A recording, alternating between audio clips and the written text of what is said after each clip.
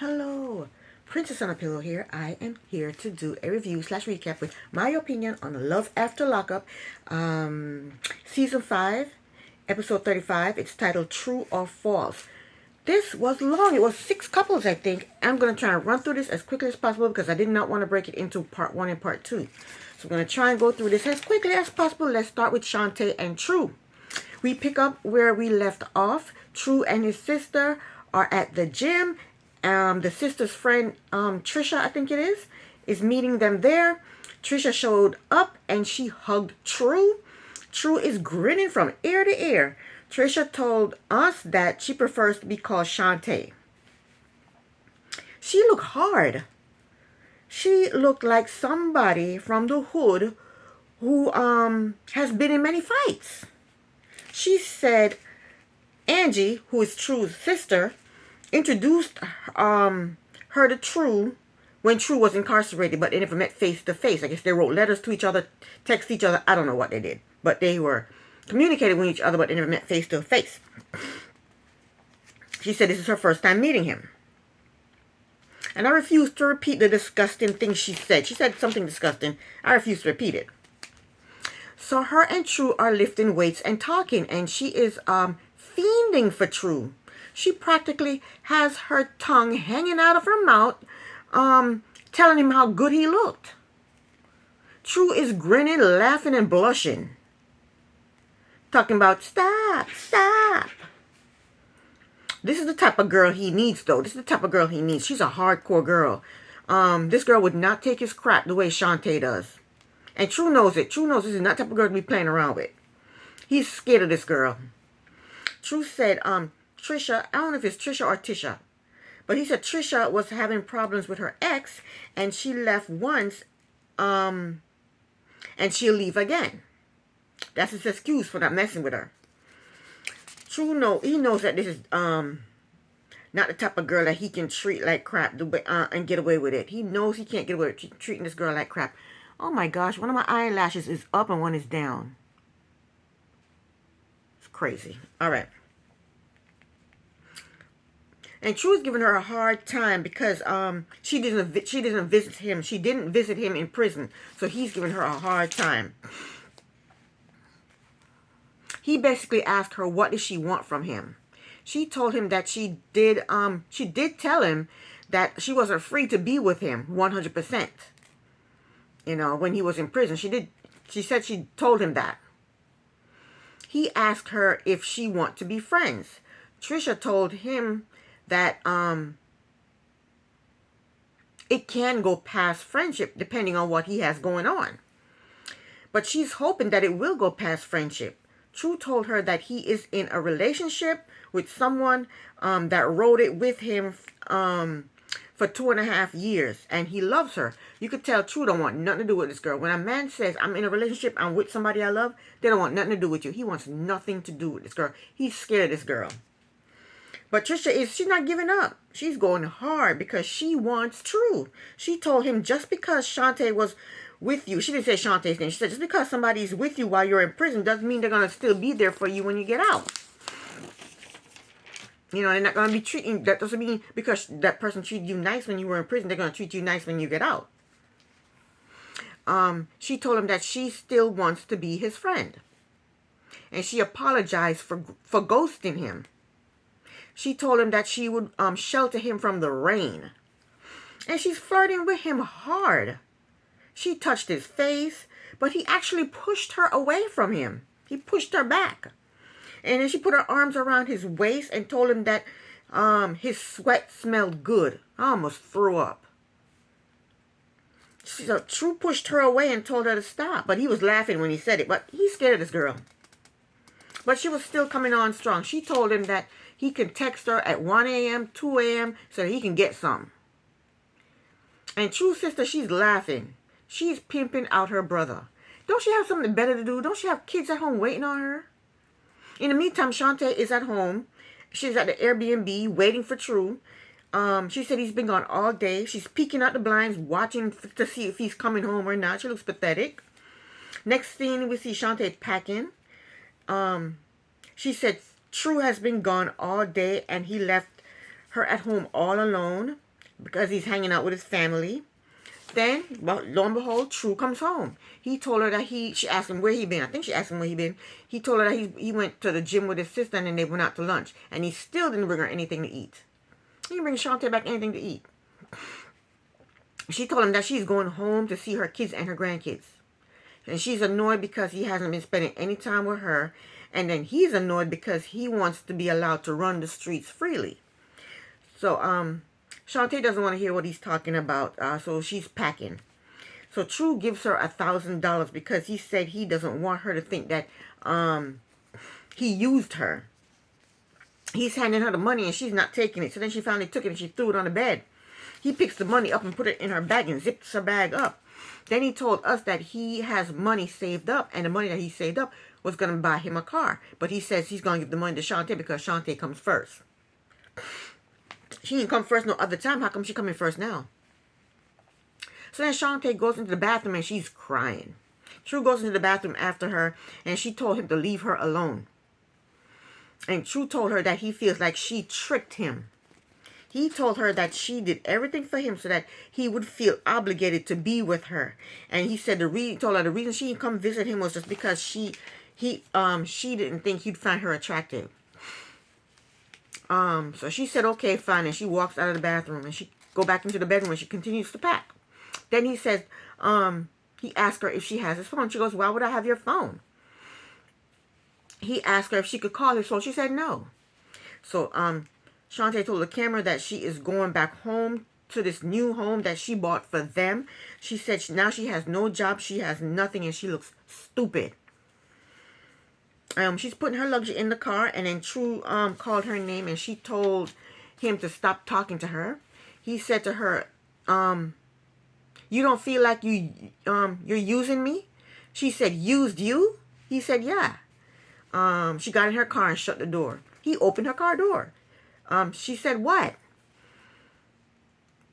She said, he said, you used me for my time. She said, for your time? He said, yeah, to build you up. She said, to build me up? He said, yeah, to give you love. She said, I loved you. That's my problem. Then she told him to shut the door. He said, you don't love me no more?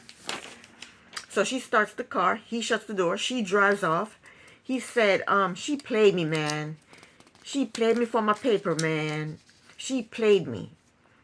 Then Troy walked back into the Airbnb and shut the door. Why didn't she shut the house up? Why is he in the house and the Airbnb? He's going to stay there for the 7 days that she paid for? He probably invite that girl over and party and have a good time and trash the place. She should have packed that house up and shut that door and locked that door so he can't get back in the house.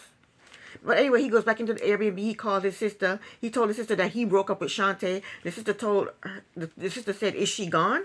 He said, yes, she's gone. The sister said, F her. She said the actual word. And in the meantime, Shantae is driving and bawling. She's calling her brother. She told her brother, I should have listened. I should have listened. And the brother's like, what happened? What happened? Then they showed her. She just holding her head and she's bawling. But in real time, I heard that they're still together. Yeah, I heard that Shantae and True are still together. Next up, Kim and Joey.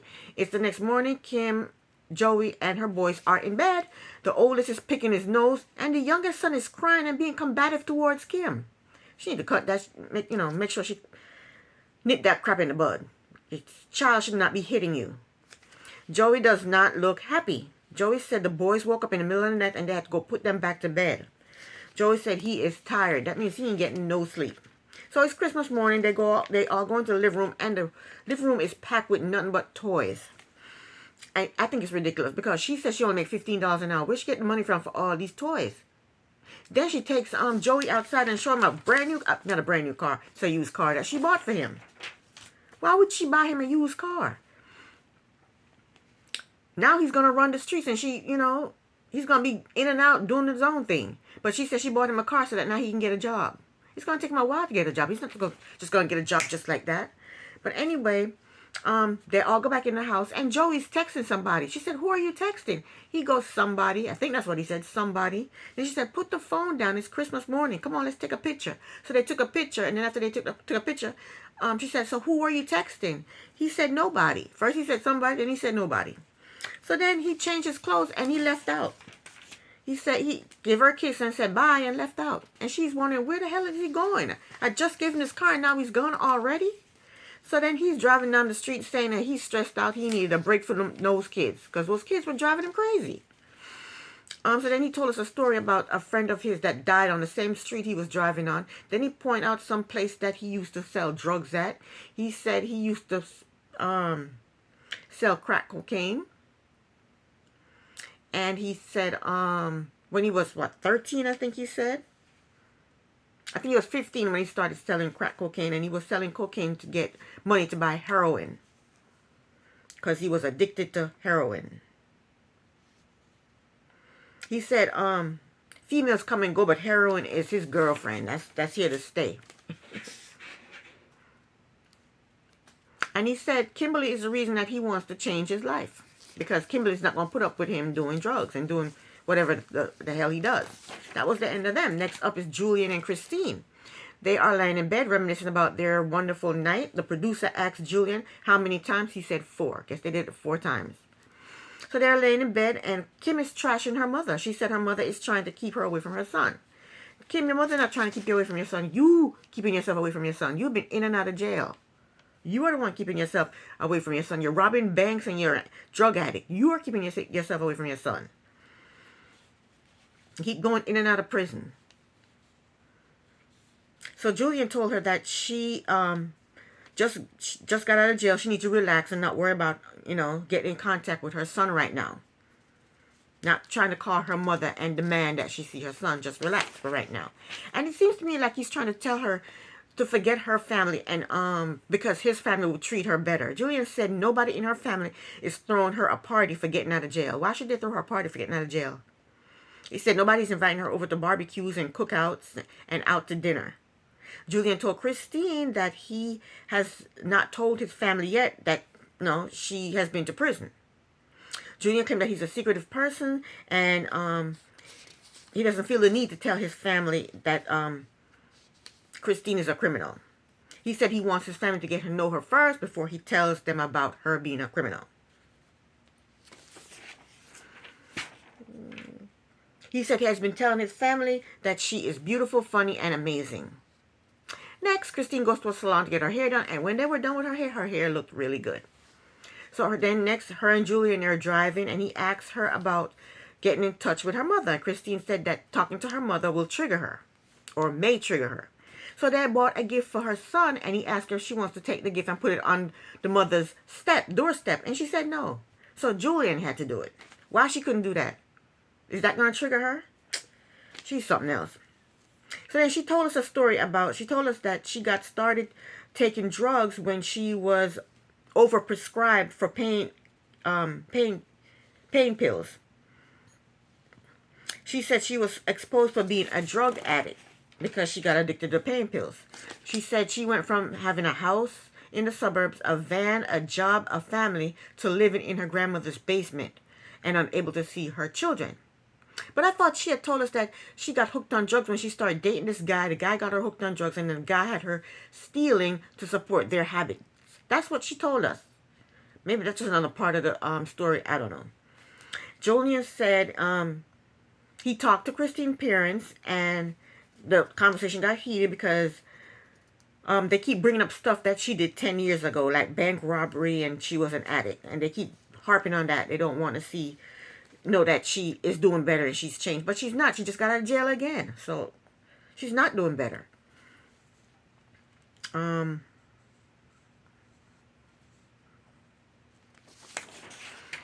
So Christine starts crying, and she says she hasn't seen her son in 7 months. You just got out of jail. You haven't seen your son in 7 months because you were in jail. Right? That wasn't your mother's fault. That wasn't, anybody's fault but your own.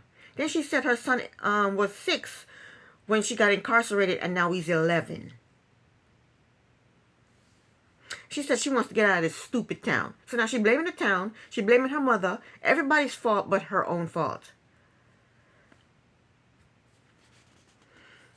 I think she needs to go to rehab. She says she has twin daughters in Ohio. And she's playing the victim, and Julian is just eating it up. Next up, we have Zaria, Zarula, and Troy. Troy picked his mother up from the train station last episode, and now they're at the house. There's 3 steps to get to the house, and the mother is complaining that she has to go up these 3 or 4 steps. When she gets into the house, she said the house is nice, the house smells nice, the house looks nice. And she's going from room to room checking out the entire house. But she did hug Zaria Zarula, and she hugged the sister. She said the house looked nice and clean and it smells nice. And we found out that Troy has a daughter in Buffalo, New York, where the mother lives. And the mother does not want Troy to go back to Buffalo. But Troy wants to go back to Buffalo so he can see his daughter. The mother said Troy's baby mama is a good mother, but she's a bitch. Zaria Zarula said that Troy has not seen his daughter in 7 years, and the baby mama does not like Zaria Zarula. But Zaria Zarula wants to develop a relationship with the baby mama so that Troy will be able to see his daughter and they can be one big happy family.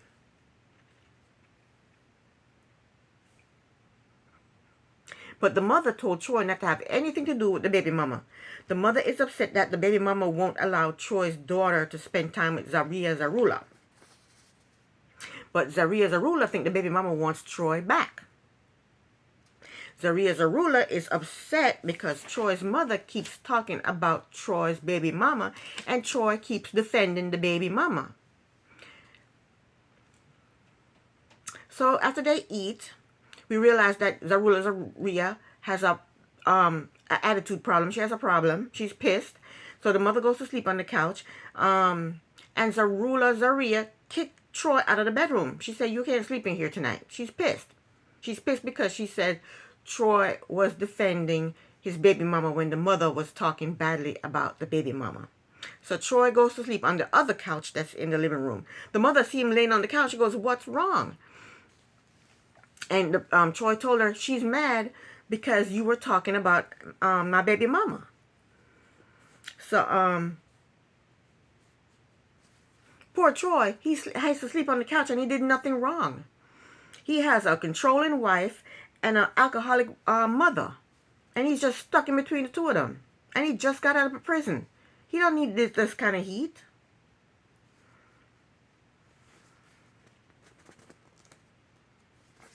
So the mother told him to go talk to his wife. He said, I'll talk to her in the morning. He wants to wait for her to cool down and talk to her in the morning.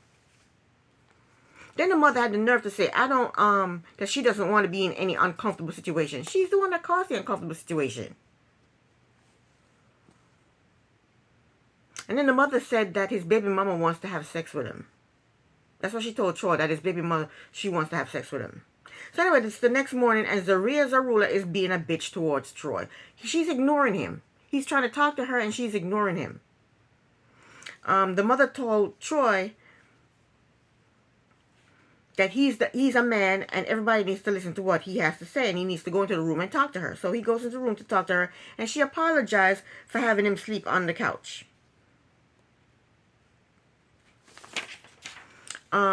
She asked him, why does his mother keep talking about his baby mama? And he's told her, I don't know, but don't let anybody come in between us. Then they get dressed to go to church, and the mother let us know that she ain't got no panties on. Why didn't she bring panties with her? Or why didn't she just wear the panties that she wore the night before? I mean, flip them inside out. Do something. She telling everybody she has no panties. I guess she wanted Zaria Zarula to loan her some panties. I don't know. But Zaria Zarula wasn't going to loan her no panties.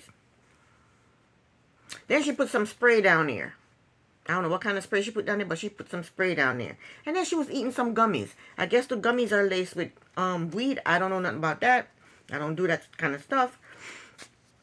And then they get in the car to go to church. On their way to church, Zaria Zarula told us that her father was an opera singer.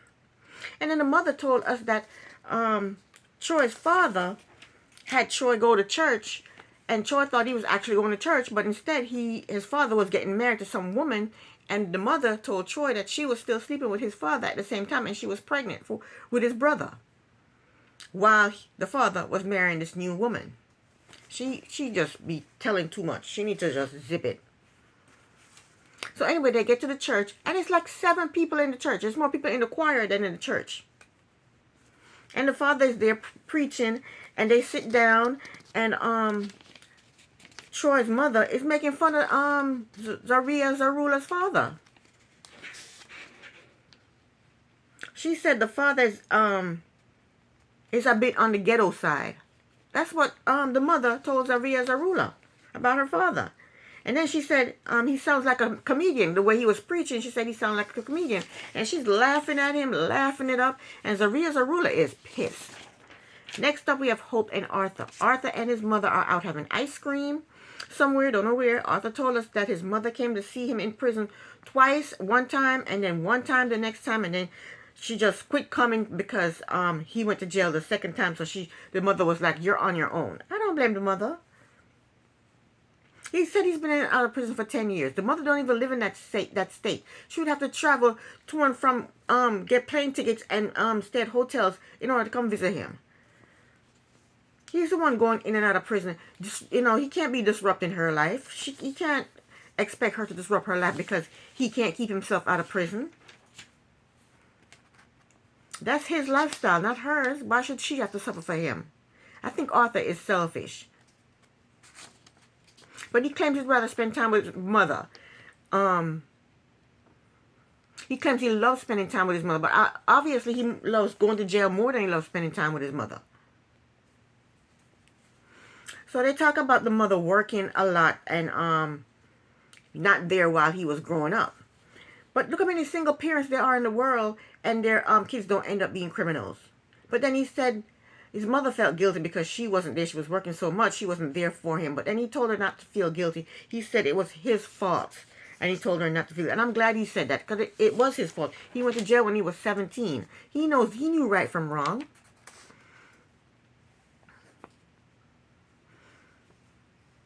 He keeps crying and saying how much regret he has, but he still keeps going back to prison.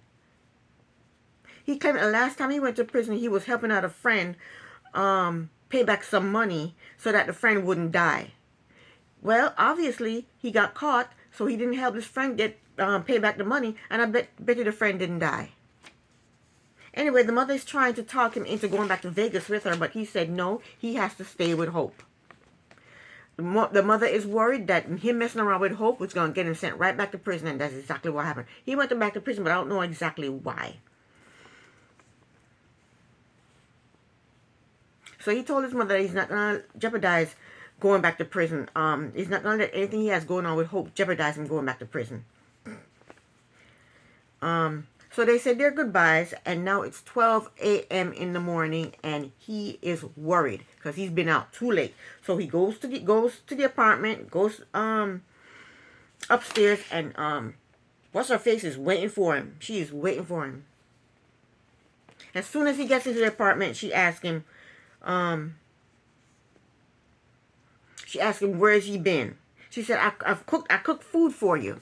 She said, I'm not okay with you coming in this late. I'm not okay not knowing where you are. She is pissed at him. He said, let's talk about it in the morning. So she goes, okay, and she goes in the bedroom and shuts the door. Last but not least, we have Letitia and Keith. Letitia goes to the paralegal office, and she told him, his name is Ben, she told him that the public defender filed a motion to withdraw from Keith's case. She also told him that the new law does not apply to Keith's case. And she also told him that she looked him up and saw that he was in federal prison. Why didn't she check that out before she gave him $1,000? Why didn't she look him up before she gave him $1,000? So Ben, the paralegal, said he got himself out of prison, so he knows what he's doing. Ben gave her some papers to read that he filed with the courts. He told her that Keith's sentence was illegal and Keith qualifies for an expungement that the federal judge cannot reject. Ben assured her that he will do what it takes to get Keith home. Next, Letitia, she's stressed, so she meets up with a friend to have some drinks. She told a friend that Keith may not be coming home as early as she thought he was going to come home, and that she already told all her friends and family that he was coming. She told a friend about that she has financial issues, and then when the producer when she was in her confessional, the producer asked her, how is her business doing? And she refused to answer the question. Well, that was the end of the episode. This is the end of my review. Thank you so very much for watching. Princess on a Pillow here. Bye.